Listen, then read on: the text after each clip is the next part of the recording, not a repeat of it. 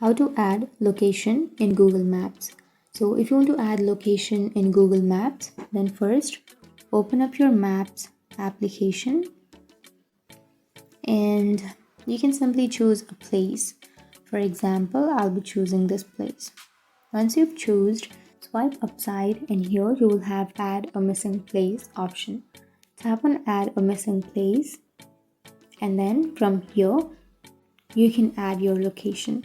So you need to enter the place and then the category and the address. So if it says required with a star mark, then it means that you need to enter the address. It is compulsory. And once you enter that, you need to enter the location within and then you can add more details to it. And once you enter all of this information, you can simply tap on submit, which is on the bottom. And once you tap on submit, your location will be added in Google Maps. So that's it. That's how you can add home shops or new place in Google Maps. And if you have any questions, feel free to comment below. Thanks for watching.